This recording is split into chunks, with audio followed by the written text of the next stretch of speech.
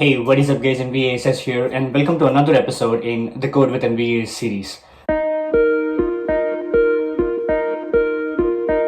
This episode is going to be different from all the other episodes that we had so far. This one is not specifically me taking up a problem and solving it, but rather I wanted to talk about a platform that I came across recently and it looks pretty promising and interesting. So before I start using that platform, I thought it'll be good if I make a video and explain about that platform, give little details about that and how the future videos are going to be structured in using that platform for me. So here we go. The name of the platform is called Pramp. Here it is.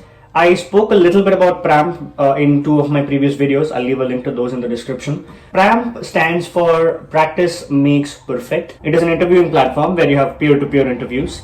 And the most important part is it is completely free. I mean, at least I started using it and I haven't paid a penny yet. So it is free, at least to begin with. I think it's a wonderful platform because instead of me making lead code videos and just talking out loud, it would be a great experience for me to, talk to another person, explain my thought process to another person. So it is a peer-to-peer interview. We schedule a session. I'll tell you how we schedule a session later in the video.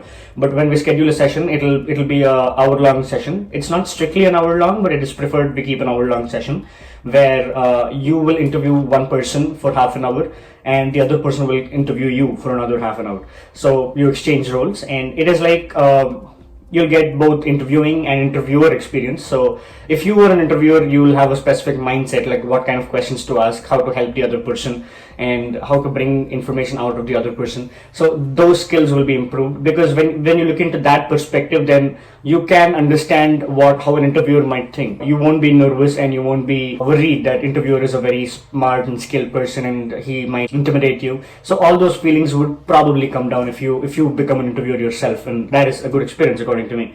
And when you are interviewing, it is also a nice experience to have before an actual interview because you might personally solve a lot of problems. You might be capable of speaking out loud your thought process, but when you're doing it in front of another person, then there is a chance that you might not be very comfortable with, okay, because there could be some tiny little things like the other person's facial expressions or something that can turn you off, that could make you nervous, that could put you in trouble, which is not good in interviews, right? And most of the interviews that we are seeing right now in this situation are going to be online. So they're either Skype interviews or, as Google does it, you have Google Docs in between where you and the other person stay on a video call where you talk to each other and he'll be asking a question and you'll be answering it. So it's no longer a face-to-face practical whiteboard interview, at least until the pandemic ends. It is going to be an online interview. So a platform like this would be really helpful. So that's the gist of it. And getting into different types of interviews, they have interviews in data structures and algorithms. That is my primary focus at this point of time.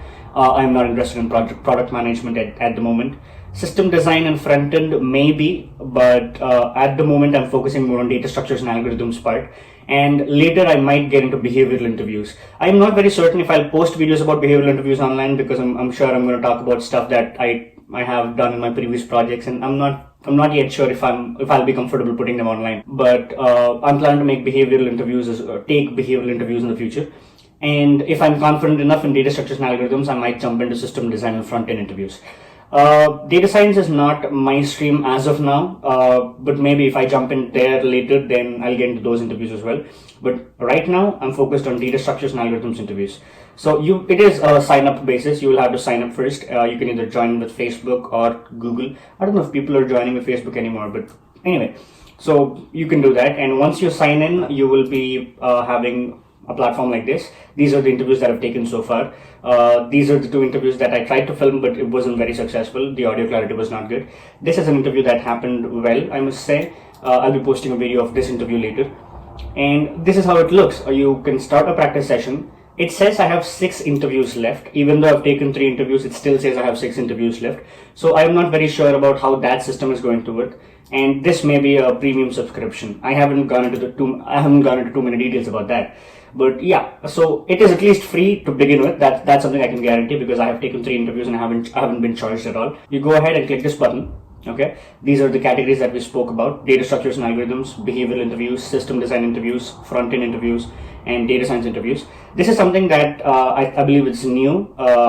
This is practice with a friend. It is more or less like you will have you'll have a link and you will share that with your friend, and you will have a common code editor where both of you can it'll be like a video call with a common text editor where it'll be a real-time text editor. Your friend will have to come up with his own interview question, you will have to come up with your own interview question, and it will be a practice session where you know the other person. But all the other sessions, you won't know who the other person is. You'll be paired up with another person who has similar interests. When you sign up, you'll be asked some questions like what is your preferred language and what is your expertise level.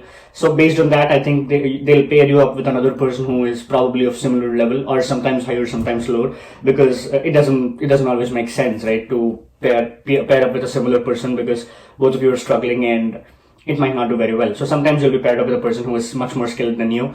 Like in my second interview, I've been paired up with a person who is working at AWS, and he is very experienced. He helped me through a lot in that problem.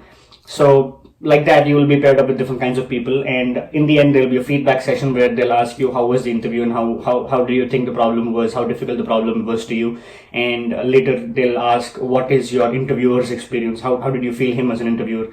And one more thing I've heard, I have not gone too deep into this, but apparently Pramp also recommends jobs. So once you've taken enough interviews, then I haven't gone too deep into this, but once you have taken enough interviews, then they'll see your interviewing skills and your feedback, and they'll probably recommend you jobs. I haven't done enough research about this platform yet, but I think I know enough to get started, and that's why I want to make this video and let you know about that. And all the things that I've done, all the videos that I've looked into about Pramp, I'll leave the links to those in the description. You can go through them and follow them. And I'll just give you a walkthrough on how to schedule an interview. It is a straightforward process. So you will have this start a practice session, and you will have these categories. When you select the category and go on next, it will give you a date time slot. So these are how the interviews time slots are scheduled. So it starts at 8 a.m. every day and ends up at 10 p.m. And you can schedule any slot at any point of time. You can go on and schedule interviews in advance, and all you have to do is show up for the interview like 5 or 10 minutes before, and your pair will be ready and you will be teamed up. So Pramp is not doing the interviews. That I'll have to get it clear. There is no employee at Pramp who is sitting on the other side and trying to interview you. It is a peer-to-peer interview. So just like how you have scheduled an interview, if I'm scheduling an interview at 6 p.m. today, just like how you've done, someone else would be scheduling an interview at 6 p.m. and Pramp will be pairing you up. So that's pretty much it. You will have interviews available from 8 a.m. in the morning to 10 p.m. in the night. And there are some people who suggest that when you're good with your practice sessions, communications, and other abilities, then make sure you schedule all interviews in Pramp, like from 8 a.m. to 10 p.m. Don't exhaust yourself up, but if you schedule them, because usual practice is there'll be 1 hour interviews, so half an hour for you and half an hour for them, and you'll wrap them up, and you'll take 1 hour break to relax yourself and practice for the next interview maybe. So the more you do, the better you get at problem solving and explaining at the same time. And the questions that you see in Pramp, I don't think are very different from the questions that you see in LeetCode or any other programming websites. But it is a good experience to talk to other person and read it out loud and communicate your thoughts well. So that's Pramp. That is the end of this video. I just want to make a video explaining what Pramp is.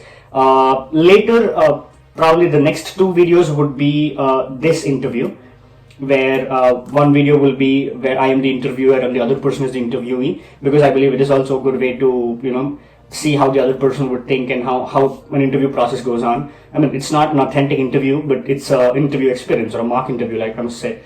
The next video would be where I was the interviewee and the other person was interviewing me. So that entire video would be how I was trying to solve that problem. Spoiler alert, I couldn't solve that problem. I'll give that disclaimer even in the beginning of that video. I tried so hard to do that within half an hour, but I was not able to write even a single line of code. So we'll get into that. We'll get into that later in that video. I'm planning to use Pramp alongside LeetCode for the Code with NVS series, and you'll be watching more of it. Thank you. If you like this video, make sure to hit the like button. If you want to watch more of these videos, hit the subscribe button. If you want to get notified every time I make a new video, then hit the bell icon. Thank you very much for tuning in. I'll see you in the next video. See ya.